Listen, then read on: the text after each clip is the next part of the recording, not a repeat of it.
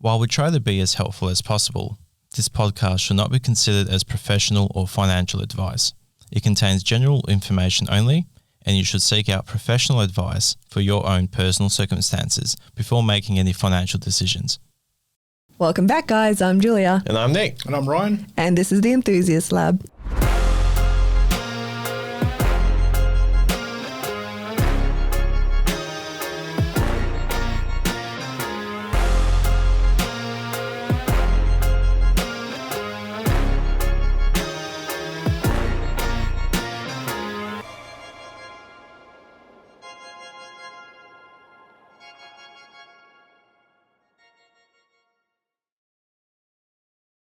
Welcome back, guys, to another episode of the Enthusiast Lab. So today we have Ryan with us. Hello. To chat land development. It's been a hot minute since we've seen you. Yeah, I was going to say, you might remember Ryan from episode, I think it was like 22, 23, where we had a good chat. So we've got him back onto the podcast. Yes. And it was actually Ryan that came up with this poddy idea. So he's going to be running a good majority of it, in all fairness.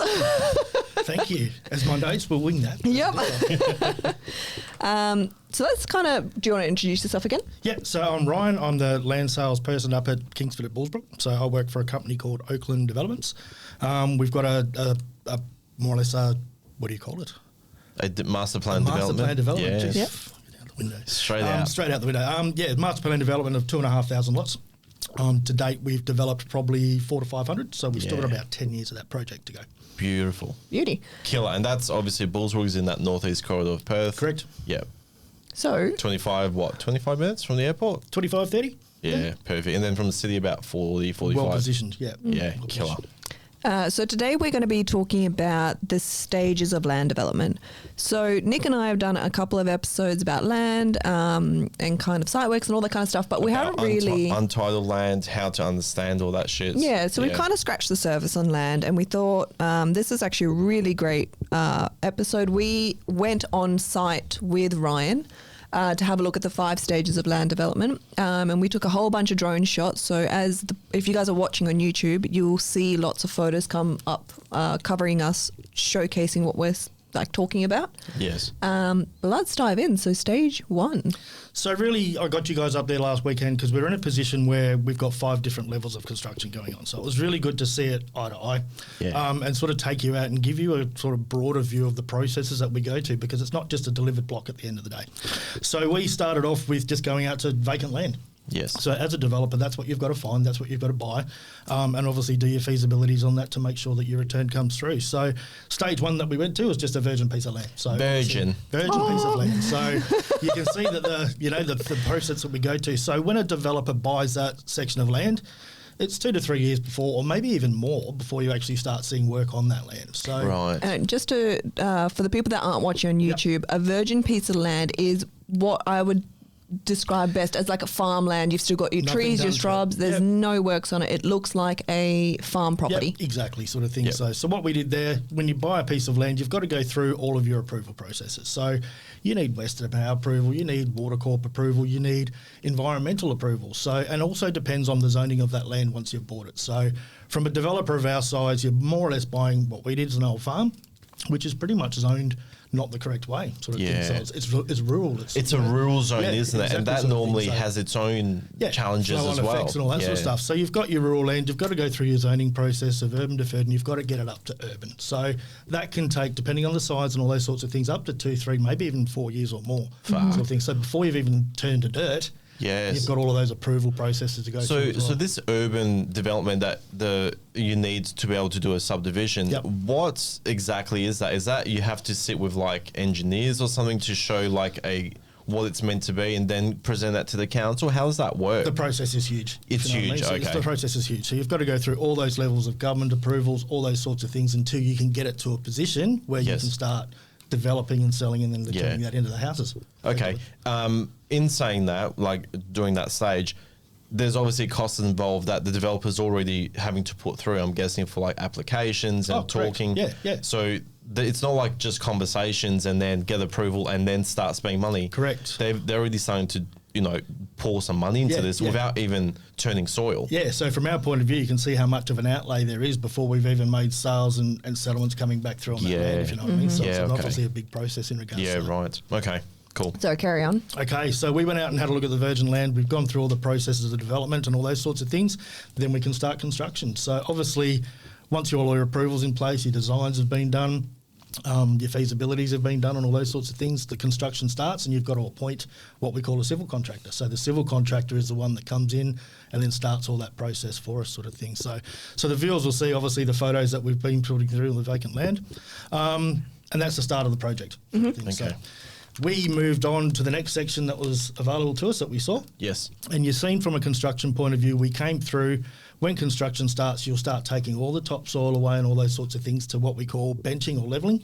Yes. And you can see probably by the photos that'll come up, you can see a stage there that we've taken all of that dirt away and started to more or less create the blocks. So that stage that I took you to was very, very early. Yep. But you can see the development of the blocks taking shape. You can see the developments of the streets taking shape and all those processes that start to come through from there. And there was also, like, it was actually something I was explaining to Julia, like, you know, it wasn't sand, it was fucking clay. Yeah. And that's the thing where people, you know, and I'm not taking a stab at any specific developers, but a lot of developers sell land saying that it's an A-class soil. Correct. But, you know, there are different, and we've explained this with Siteworks about how there's different levels of what the footings are required with how firm the soil is. So technically speaking, if someone just went, I'm just going to build on this block of land, you're actually dealing with clay. Correct. Straight off the bat. It's after you guys have developed it all, that's where you get the much better class rating, which reduces your site works. Correct. So it was just, we've got the photos and we'll definitely pull them up there because you can actually see the cutting of the sections and you can see it's just all fucking clay. Yeah. Which is why, you know, the developers spend a lot of fucking money to develop these lands into what you end up getting with very low site works costs here in WA. Because fuck man, half of interstate, it's just like 80, 100K for clay because it's so volatile. Yeah, but I'm talking about ourselves because we're in that position of being near the escarpment, so there is that in the soil, if that makes sense. But you go out to the northern corridor, the beaches, and it's all sand. So it's all really, pure there's sand. a different sort of process out there that they do, but it's still pretty much the same technique. Same if that but makes- different. exactly. Same but different. And for the listeners, the photo that we are describing, we have moved on from what looks like a farm design. We've moved on to land that is kind of, looks like steps, if you will. It's all red dirt that is clay. So it's all red clay there that is quite hard, it's quite firm, and very much different to what the end process looks like, but just for a visual description, that's what it looks like. It's red clay steps, if you will, just ginormous size. It's like block size steps. And as I explained to you when we're out there on site, it's critical that we get that done at this time of year because as soon as the rain hits, you're out of bounds.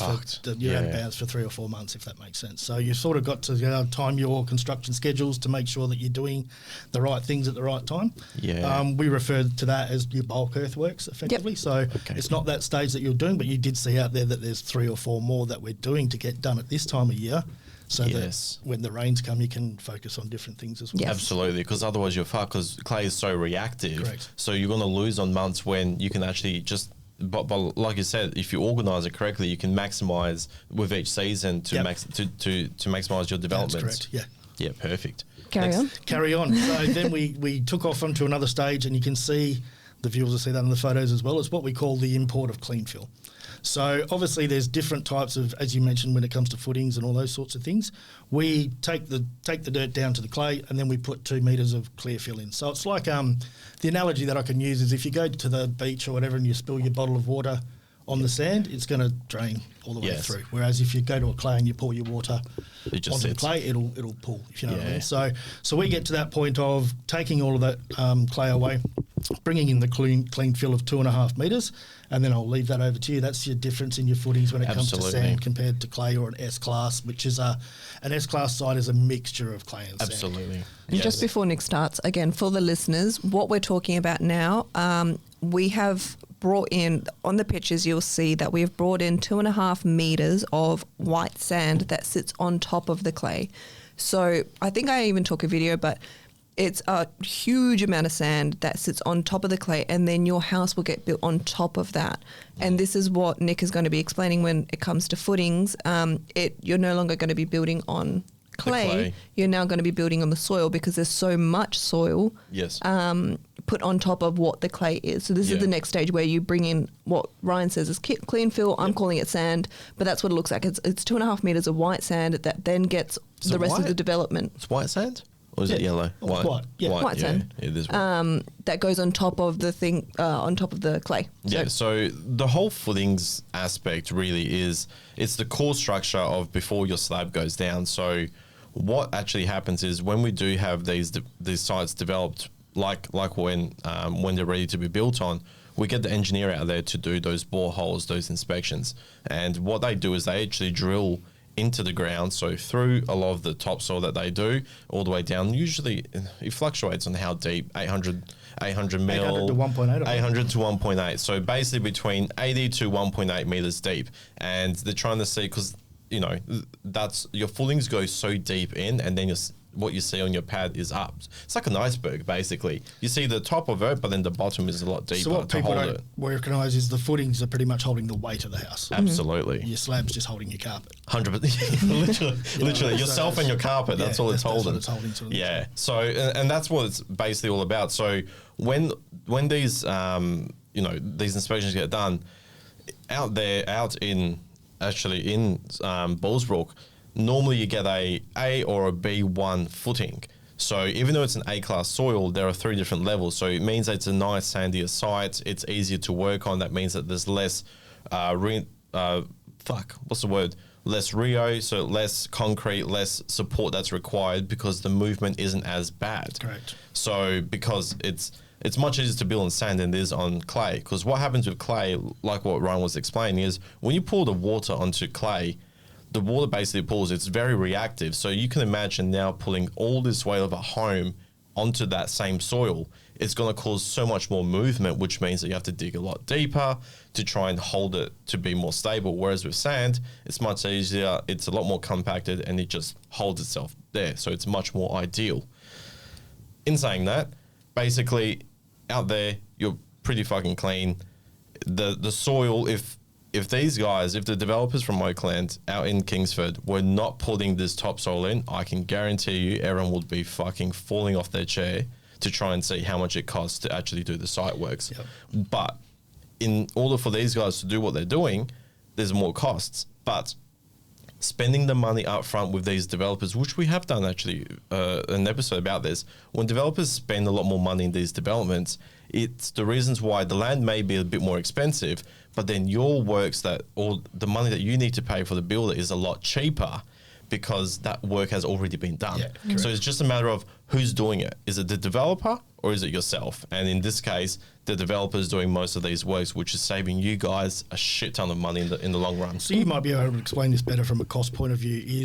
So from an A-class site where you've just mentioned the footings and all that, to an S-class site, which is the mixture, you're probably looking at a cost difference of 20 grand? Yeah. So an average from a B1, which is the harsher soil as a sandy site, so to speak, to your SJ5, SJ10, it's anywhere between 10 to 20K as a minimum. Yep. Then what you got to look at is when it comes into levels of clay, there's points of reactivity, so it gets worse and worse. That means that the footings need to be substantially deeper and a lot more reinforcement, which we've had some photos. I don't know if we can dig it up here, but in Adelaide, it's like the average is about 80 to 100K for site works, because it's all clay. And that's what people don't realise. That's what people don't realise, because they're not using the area, but hang on a second, it's going to cost me double, if not more. 100%. 100%. And people think, site works is just moving a bit of soil and that's it. Brother, there is a lot more to this. And most of the costs in this site works component is the footings and the slab, trying to reinforce it. So your minimum, you're saving 15, 20 grand. Do you know what I mean? Correct.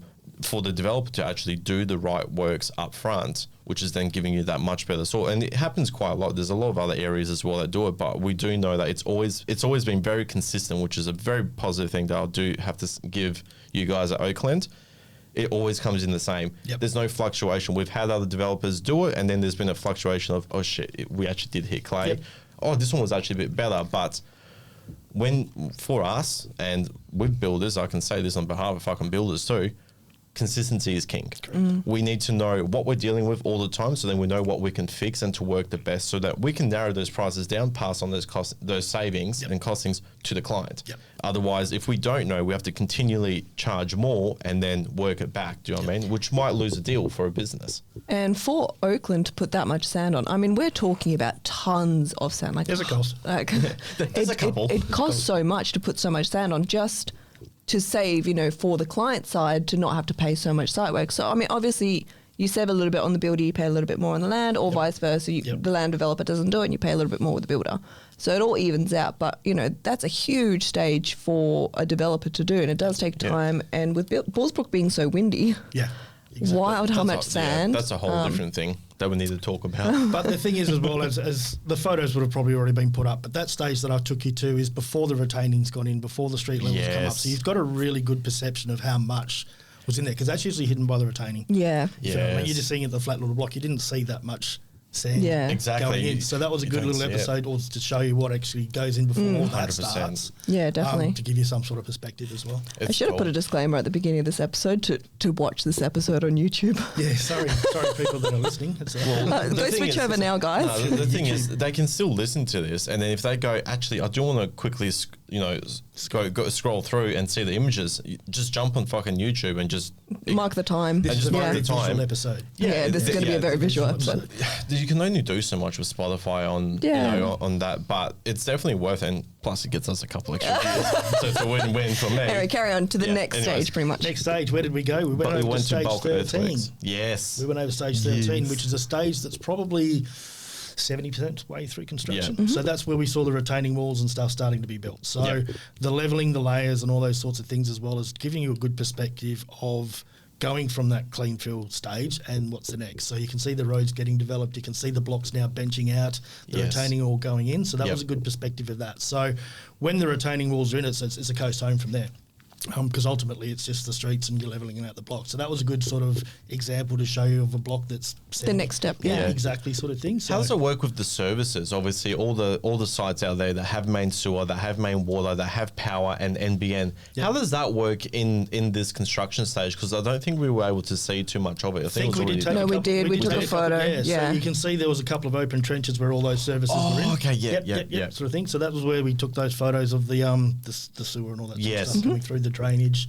And all those sorts of things. So that gives you a perspective of that level of construction. But that's the coast home now. That was a stage that's almost complete, finishing touches and going all the way and through. off you go. Yeah. How long does it actually take to go from one stage to the next? So ultimately it's, if you go back a couple of years when it was COVID or all that, the construction teams were hard to get. So it was building one stage at a time and finishing and then moving on to the next. So what we saw on the weekend was 5 different levels of construction. So we're doing this, we're doing that, we're doing that. And then that way it flows a lot better.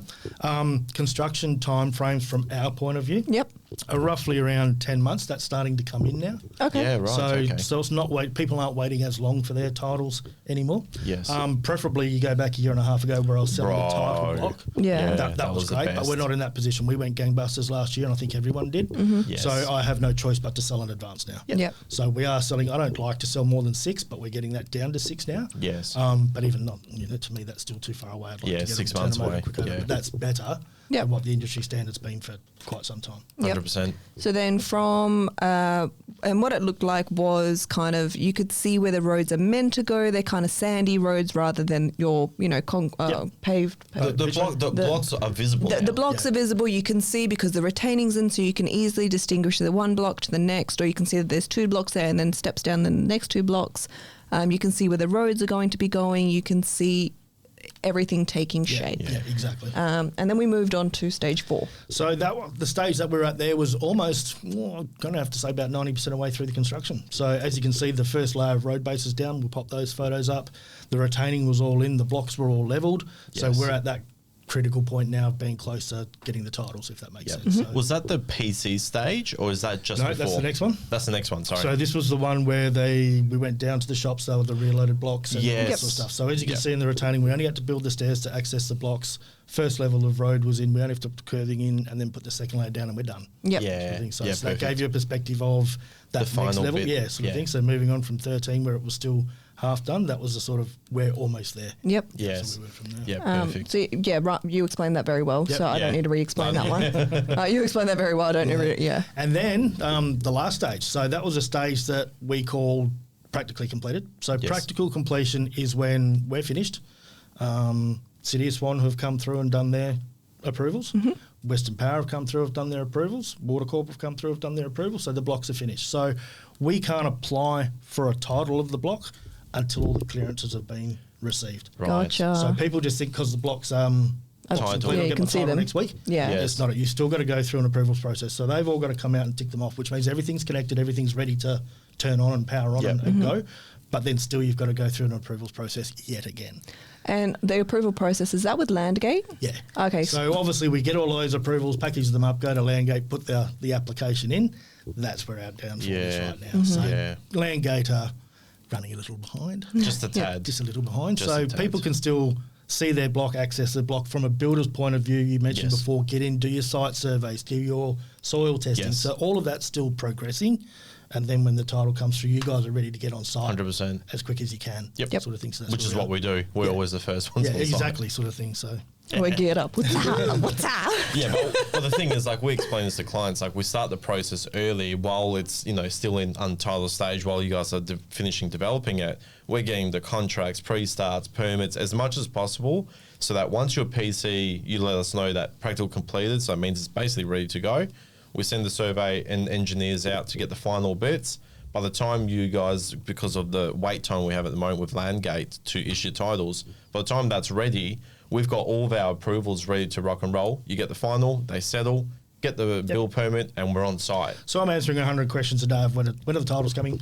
You're at the mercy of those guys now. So everything's done, everything's completed. You can see the block, you can do your surveys, but applications in. Yes. And it's Is there an average waiting. Is there an average waiting time from when it's lodged to normally when it should come back? Is it like a 4-week process? 4-week process? 6 It's roughly weeks? 4 to 5 weeks at this very 4 to point in 5. time, but I would Yeah. like to be quicker. Yeah. Yeah. Okay. Yeah, sort of thing. So it's just whatever they do internally, or Yeah. approvals wise. It's just Yeah. us. It's in there. We're waiting, and hopefully it'll Yeah. come out. And just quickly, what a throwback to, I'm pretty sure it was construction and admin timeframes, or like an episode that we did. If you guys are like loyal listeners, you know what I'm talking about, where we discussed how, it might have been episodes 1, 2 and 3, how the land developer is doing all their approvals and all their work. We're doing, as the builder, all of our works, and you've got your settlement agent and your finance broker all working simultaneously There's a to lot. try and get you all to this one stage to be able to build. Yep. So, yeah, as you were saying that, and you guys were like bantering, I'm like, what a throwback. You know, so many people working at 100%. one, you know, So you think timeline. about your local councils. Not only are we waiting for approval from them, you are as well, because you've got your Absolutely. building plans in it. Yeah. Yes. In council, so that's got to, our approvals have got to go through. Your approvals have got to Yeah. go through. So you can see that there's quite a busy stretch busy of approvals. Yeah. Yeah, processes definitely. to go through. And the thing is, and the reason why we did this episode, which is why I'm so fucking, like, hats off to you, man. Thank you so much for reaching out to actually bring this up, because I didn't know how to fucking bring it up. But basically, no one understands the amount of work that it takes to develop a fucking block of land. And you're not developing one, you're developing 20 to 30 at a time with these stages, and you're doing multiple stages at once. The costs involved, the work that's associated with it, and people are like, why is it taking 6 months for the title to come out? Because there's all this shit, and, you know, people aren't understanding that the entire project, which we've been trying to explain to clients, is it's a 2 to 3 year process. Yeah. By the time you see that piece of block that is going, hey, you can get it for $350,000, brother, it was fucking in the works 3 years ago. Correct. 4 years ago. Correct. Sometimes. You know, there's another big developer that's coming in nearby to you guys, and they were saying they were going to potentially be in, I think, last year or this year, and like they're still in the works as well, because like you were saying, the very first part in the Virgin, changing the zoning, doing all these things. It's not I'm going to change my mind and make this into a zoning. It's like, brother, there's like 10,000 fucking steps you need to go through, and it only takes 1 or 2 people to knock you back or to ask a secondary, query, and then all of a sudden it's a 1 week turnaround, another week turnaround before you get an answer. No, I'm not happy with it. Then do it again. And this is why it starts delaying the process, and why, there's such minimal amount of blocks available in WA. And it's, we've always said, like, obviously we work a lot alongside you, but you guys have been so fucking proactive over the last 5 years where these guys haven't been doing just one stage. They've been doing multiple at a time because they saw what it is. The thing is you got to have the land availability, which you guys do, tick. You got to have the fucking cash behind you to be able to do it. So I'll hold you there. Think about it. So I would have shown you 250 blocks of Yes. construction. So that's our capacity for 12 months, if you know what I mean. Yes. We don't get paid until you settle on that block. Yeah. So from a developer's point of view, we've got cash outlay there, cash outlay there, cash outlay there. Yeah. Not like a builder, once you start building, a builder will get progress payments Yes. for the build. We're outlaying and then not getting anything back for 12, 18 months or whatever it might be. Yes, That's minimum. So your cash flow and your backing and all that sort of stuff has to be on Strong. point. Otherwise, I won't be able to do 5 stages at a time. Yeah. Yeah, 100%. Even one stage, like, there's always costs involved and, trades are always going up. It's not just building trades, it's commercial as well, like you guys. So, and, I remember we had a conversation about this, it was a while ago, and you were mentioning, like, some of the trades just to go from the previous stage to the next stage. It's an increase. Yeah, it was an increase. It was like nearly a But mil. if we don't have that civil team on site, Yeah. it's not as if I can go down the shops and pick another one. Yeah. There's Well, not yeah. too many in Perth at the moment, especially with all the MetroNet projects and all of those All the sorts of government things. projects. That's what you were talking about, trying to get a civil team on site that's loyal to, to your project is so hard because so many workers can go up north and get paid more. Correct. There's so many government jobs where you can get paid better. Yep. How do you find a loyal team to get the job done for a fair price? Relationship And relationships, all those sorts of things. the as well. building And a industry couple is things under the small. table. No. I'm fucking with you. You do have to look after your trades and really build those relations because the building industry is so small. If you fuck over a civil team, they're not going to come back and work for you. Like, why would they come back and do work for you if And when you say civil team, you're talking the road builders, the retaining wall builders, the installers of the sewer and all that. And then all the machinery that they have as well, because do you know what I mean? Like there's so much with it. For a lot of people out there, a civil team isn't like 2 people. Like it's a fucking team of people. Exactly. So you got to get the right one that knows what they're doing. Because if they do a shit job, then they have to come back and do return work. It's basically building multiple properties with this one team. So that they need to be on the ball non-stop and to be able to get it done. And it's just insane. There's so many different parts, and that's the thing. We're trying to bring the light to this. Not to sit there and go, developers are the best. There's some good ones and some shit ones. It's more about understanding what it actually takes to develop and why certain developers are providing so much more ample land out there in that corridor, and then you end up winning a lot more of the business because you put the hard yards in the first yard, and now you're reaping the rewards. But I think that COVID hangover is finally starting to go away. Yeah. As I mentioned to you before, our construction timeframes are coming in. Yes. You go back to your previous stage where I think stage 3. Yeah, it was stage 3. Look how long it took builders to get to site on that stage, whereas stage 6 they were on within. They were immediate. Immediate, you know what I mean? So not only my timeframes, but builders' timeframes as well. So it's starting to pick up. Speed up a little bit People aren't more. waiting that long anymore for their homes, if that makes sense. Yeah, absolutely. And it's. I still can't believe how much shit costs. But this is also the thing, as you were mentioning, you guys don't get paid until settlement occurs. From the developer's point of view. From the developer's point of view, right? But you are also on a fixed contract. So you're pre-selling these Correct. blocks. So if those blocks go up 40 grand in the time You're losing that profit margin. We're still making money, but the thing is, you're right. The client is walking away with that equity, which a lot of them have.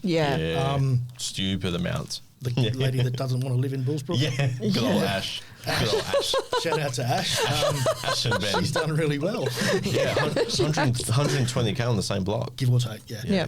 Insane. So that gives you an idea of what can be done if you're going through that process. Yeah, insane. But that's the thing is you got to be able to put the risk in, write it out, and get it all sorted rather than sitting and going, it's going to drop. Brother, let me know when it drops because I'll pull a couple houses in then. Yeah, exactly. Me and Ryan will come in and buy a couple houses when the houses drop. I mean, you use the analogy of, is it going to go up or down or whatever it may be. You look consistently over the last 50 years. Yeah. The rate it's going up. It's going up. It's going So up. if you think you shouldn't get in today because it's going to be up again. Because you won't get in tomorrow. You won't get in tomorrow. Yeah. Yep. That's what it is. It's a really hard one because, you just got to work on your own situation. But there are many people that, there's so many conspiracy theories out there, like everything's going to drop.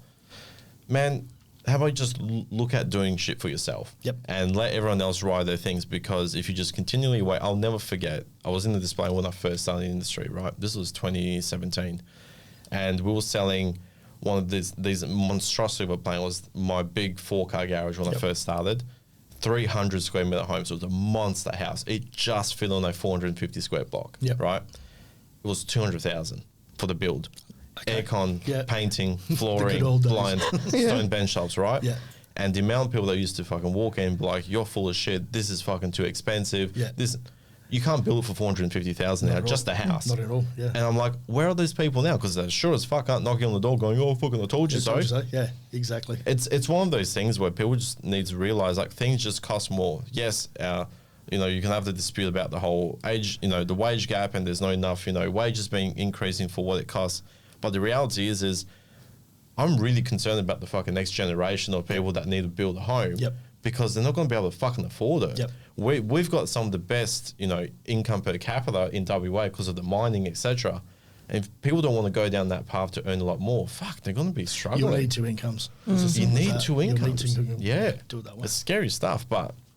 Okay, you ranted enough. You've ranted enough. But I will say, that corridor with where Kingsford is, where Ryan is, and selling, and as a comparison, that whole northern corridor, the next closest land as a price comparison, I'll say this on here, you're up in Two Rocks. That's, I've done the fucking numbers. Exactly. For the same size and comparison. It's insane. But people's perception is Two Rocks is closer than... Yeah. Yeah. The varied perceptions. You know what I mean? Like, because there's a freeway and there's a beach and it just doesn't have that... Yeah. Exactly. So we are actually going to have Ryan back on. We're going to record 2 episodes today. So the next episode you guys are going to hear is also going to be with Ryan. But is there anything else you'd like to add about the land? Oh, yeah. That's what we're talking about. My bad, guys. Nick's jumped on to the next episode that we discussed. Start ranting. Is there anything else you want to add about the stages of land development? I take it in the fact that, or just going back to the people that are in the market to buy. You may look at Bullsbrook as being too far out or whatever it may be, but you're not going to live there for 30 years. You're going to get in, you're going to make some equity, and you can move out and then upgrade and move to whatever you want to do, sort of thing. So it is probably one of the fastest growing areas in Perth right now. Yes. Infrastructure's coming in, which we'll talk about down the track. Yep. Yeah. But the main thing is it's also still got a level of affordability. You know what I mean? Definitely. So you look at some of my closest competitors, I'm 150 grand difference on the same size block. That's what you want to capture. Because if that's what you want to capture, that's where you want to get your equity done, and then that's when you can move on and up from there. Yeah, definitely. And if you guys are thinking about building in Bullsbrook, drive on up, have a chat to Ryan. You're there on some days. Yep. Okay, there you go. I don't know. And I don't know if you're still doing it, but taking clients out for a drive, is that still a thing? Absolutely. Yeah. Ryan can take you out for a drive, show you the area, can maybe even point out some of the areas we talked about in this episode. Just a lot easier to see it rather than looking at it. Yeah.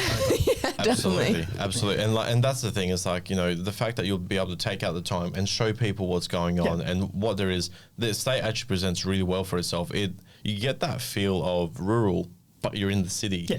And it's that perfect mixture between the two. You've got the brooks, you've got the hills, you've got all of that, but then you've got the bigger blocks, and literally we've sold nearly fucking 30% of the whole estate. So you're surrounded by guys with cars, young couples, young families. Correct. It's very big on community, and that's really cool to see. And that's what we're trying to build. 100%. Definitely. And you guys are a private developer as well. Correct. Is that correct? Yeah. Yep. So there's no government associated in that as well, which is awesome. Beauty. There we are. So, Killer. signing off. Yep. All Let's right. sign it off. Thank you so much for coming on board. You're welcome. Thank you for having me. Well, you're obviously not leaving because we're going to record Yes. another one. But hopefully that gave a lot of people. Do I get paid for the other? No fucking chance. Hopefully it gives a lot of people the understanding of what actually goes in now when you look at a development and understand why it takes so long with the developments, what's actually going on. If there are more questions you want to know about it, send it through to us, let us know, and we'll grab Ryan back here, whether he likes it or not, and we'll actually ask those questions and get a lot more of that, you know, a lot more info. But the killer episode, I fucking love this episode. Yeah, definitely. So Once informative. we get to see it. Absolutely. It'll be, That'll a make big sense. game changer if you're watching on YouTube. Yes. Well, thank you guys for listening. Thank you, Ryan, for coming on board. Just a quick plug for Kingsford. You can find Kingsford on Instagram, Facebook, on their website. Google them, and TikTok? No TikTok. No. Soon to be. Soon to be. Oh, okay. If not, just email. Or just look up Kingsford at Bullsbrook. Yeah, just Plugging Mr Enthusiast. You can find us on Instagram, Facebook, TikTok, website, Google, YouTube, Apple Podcast, and Spotify. If you can leave a review or a rating, that would be amazing. Hit the follow or subscribe button. And just remember, guys. we're not here. The fuck's behind us. Damn straight. Thanks. Cheers. Bye. Bye.